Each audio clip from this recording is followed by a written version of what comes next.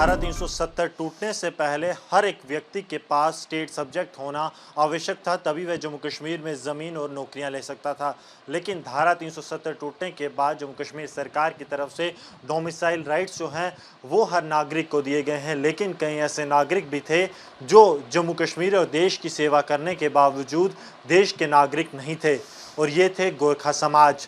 इस वक्त हम गोरखा समाज के कुछ लोगों के साथ मौजूद हैं और बेहद महत्वपूर्ण ये कड़ी इसलिए भी हैं क्योंकि इन्होंने न सिर्फ 1965-1971 की लड़ाई में देश का साथ निभाया, बल्कि 47 यानी कि आज़ादी से पहले भी ये लोग जो हैं अखंड भारत में भी देश की सेनाओं का हिस्सा रहे, लेकिन इन्हें अपना हक जो है नहीं मिल पाया। कई पुश्तें इनकी जो हैं वो भारतीय सेना की सेवा में, देश की सेवा में निकल गई, लेकिन जम्मू कश्मीर में जब बात इनके घर की आती थी, इन्हें नौकरी देने की आती थी, तो सभी सरकारों ने पल्ला झाड़ा है।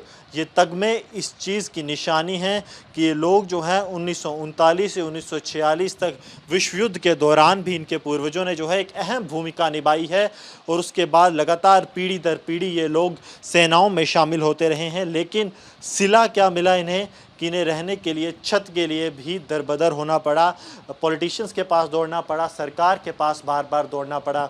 ये जो दो लोग हमारे साथ हैं इनसे हम बात करेंगे, क्योंकि भारतीय सेना से ये जो है ये रिटायर हो चुके हैं देश की सेवा करके। सर, आपका नाम? मैं एक्स सूबेदार शंकर सिंह। मैं ये बताइए कब आप भर्ती हुए थे और कब रिटायर हुए? जी हाँ सर, मैं 1973 में भर्ती हुआ था और 2003 में मैं पेंशन हुआ हूँ।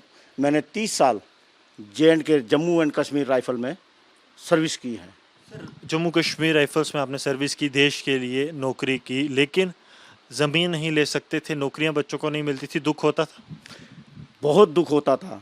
हम जबकि जम्मू कश्मीर राइफल यहीं के महाराजा राजा बादशाह के उसमें हम काम किए हैं, लेकिन जब हम एक्स सर्विसमैन बन के आए तो हमारा दम घुटा सा महसूस होने लगा कि हम यहाँ कहाँ आ गए, क्योंकि हमारा घर था, लेकिन वो उसको अपना नहीं कह सकते थे हम, क्योंकि बात फिर वही PRC में आकर खड़ी हो जाती थी।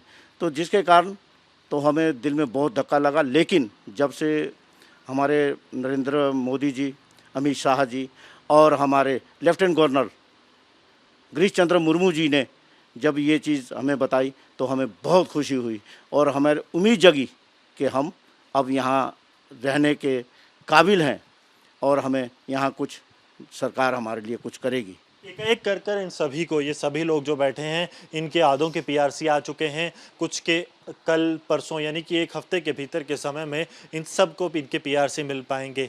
लेकिन पहले का दर्द कैसा था और क्या लगता था? क्योंकि देश की सेवा करके जब घर लौटते थे तो पता चलता था कि ये तो देश के नागरिक ही नहीं हैं जम्मू कश्मीर के। सर, आपसे जानना चाहूँगा कब आप भर्ती हुए और कब रिटायर हुए? सबसे पहले मेरा नाम एक्स सूबेदार ओम बहादुर।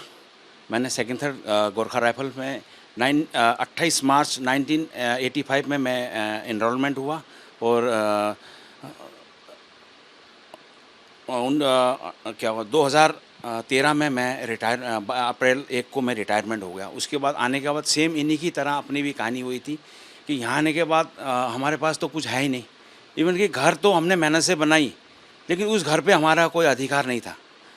तो हमने काफ़ी कोशिश की। हमारी जो घर में जो हमसे जो सीनियर थे, यानी कि हमारी भाभी, बड़े भाई, उन्होंने भी काफ़ी 10-12 साल तक PRC के लिए चक्कर काटते रहे, लेकिन उनको डॉक्यूमेंट हमारे पास आज भी आप देख सकते हैं, हमारे पास डॉक्यूमेंट एक्चुअली में कंप्लीट था, लेकिन कोई हमें PRC बनाने को राज़ी नहीं था।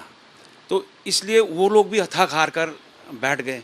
तो इससे जैसे ही धारा 370 ख़त्म हुआ और हमारी आशा की किरण जाग गई, यानी कि श्री नरेंद्र मोदी जी ने और यहाँ के जो हमारे गवर्नर है जो GC मुर्मू जी, इन्होंने डोमिसाइल का जो ये प्लान बनाया, यानी कि जो स्कीम में था ये बनाया, ये बनने के बाद अब हमें बहुत ज़्यादा उम्मीद जाग चुकी है। खैर, हमने तो नौकरी करनी नहीं है, हमारे जो बच्चे हैं वो तो कम से कम नौकरी के लाइन में तो लग सकते हैं। बाकी उनकी एबिलिटी बताएगी कि वो नौकरी लगेंगे या नहीं लगेंगे वो उनका एबिलिटी बताएगा। तो ये गोरखा समाज जो है वो कोई स्पेशल कोटा नहीं मांग रहा था, क्योंकि ये लोग चाहते थे कि हमें जो है उस रेस में लगने दिया जाए ताकि हम भी नौकरी के लिए compete कर सकें, क्योंकि इनके पास पीआरसी के लिए भी वैलिड डॉक्यूमेंट्स थे लेकिन इनका पीआरसी जो है वो नहीं बन पाया था। कुछ महिलाएं भी हमारे साथ मौजूद हैं और बेहद महत्वपूर्ण है क्योंकि गृहस्थी में ये लोग हमेशा रहते हैं, किस तरह से इनको काफ़ी दिक्कतों का सामना करना पड़ता था वो इनसे जानते हैं। मैडम, लगातार जब आप घर गृहस्थी में रहते थे आपको लगातार, क्योंकि इन्होंने बताया कि जब ये सर्विस से आते हैं तो दुख होता है, आप तो लगातार इस दुख को झेलते आए हैं, कितना सुकून महसूस होता है? जी हाँ, आज जो ये डोमिसाइल एक्ट पास किया हुआ इससे अब हमें बड़ा बहुत ही सुकून महसूस हो रहा है। वजह ये है कि अब हमारे बच्चे जो पढ़ लिख के, पहले हमारे बच्चे पढ़ लिख के कहीं बाहर कंपनी में, प्राइवेट कंपनी में जॉब करते थे, क्योंकि गवर्नमेंट में जॉब करने का हमें कोई मौका ही नहीं देते थे यहाँ की गवर्नमेंट, क्योंकि वो मांगती थी पीआरसी। पीआरसी एक हमारे लिए बहुत बड़ा एक बदनुमा दाग जैसा था हमारे गोरखा कम्युनिटी के लिए खासकर। जो ये दाग हमें हटाया, मैं तो माननीय प्रधानमंत्री नरेंद्र मोदी जी का, गृह मंत्री अमित शाह जी का और हमारे lieutenant governor GC Murmu ji का शुक्रिया अदा करती हूँ, जिन्होंने ये हमें डोमिसाइल एक्ट पास किया ताकि हमें भी किसी कैटेगरी में उन्हें रखा हुआ। मीडिया के माध्यम से एक और अपील उनसे करना चाहती हूँ कि सारी बरादरी की ओर से, कि जैसे हमारी बरादरी को देहरादून, हिमाचल, दार्जिलिंग, सिक्किम में ओबीसी कैटेगरी दिया गया है, जैसे भी हमारे जे.एंड.के स्टेट में मीडिया के माध्यम से ये अपील करना चाहती हूँ कि हमें भी जे.एंड.के स्टेट में ओबीसी का दर्जा दिया जाए। जय हिंद, जय भारत। आप समझ सकते हैं कि लगातार ये लोग खुश बेहद ज़्यादा है। मैडम, आपसे जानना चाहूँगा, आप बता रहे थे कि आपके जो ससुर जी थे और पूरा परिवार जो है एक विरासत चली आई है भारतीय सेना में अपना योगदान देने की, लेकिन जब पीआरसी नहीं था तब क्या लगता था? जब पीआरसी नहीं था तब तो हमें यही बहुत बुरा लगता था, लेकिन जो मेरे ससुर जी हैं वो भी महाराजा हरि सिंह के टाइम में फ़ौज में थे और मेरा घरवाला है वो भी जीआर में, मेरे देवर है वो भी जीआर में है, यानी कि तकरीबन हमारे सभी आर्मी पर्सन हैं सभी।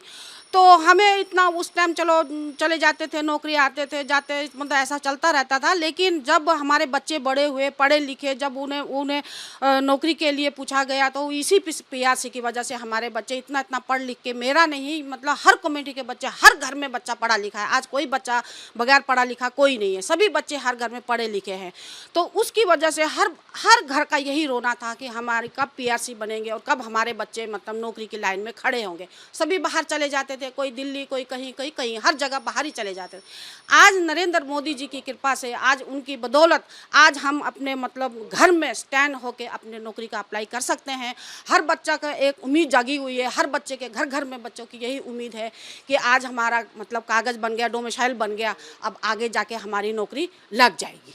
तो बिल्कुल साफ है कि इन लोगों को खुशी बेहद ज़्यादा है, क्योंकि धारा 370 टूटने से पहले ये लोग जो है नौकरी के लिए अप्लाई भी नहीं कर सकते थे, लेकिन अब जो है डोमिसाइल लॉ से इन लोगों को भी एक सुकून मिला है, क्योंकि सुकून जो है वो इनकी ज़रूरत नहीं है, वो ये लोग डिज़र्व करते हैं, क्योंकि महाराजा की सेना से लेकर भारतीय सेना तक इन्होंने जो है देश का साथ हरदम निभाया है और अब वक्त था कि देश इनके साथ खड़ा होता और वैसा ही हुआ। डोमिसाइल लॉ से इन लोगों को इनके अधिकार जो हैं वो मिले हैं। कैमरामैन सर जीवन कुमार के साथ Gursimran Singh, Republic media network.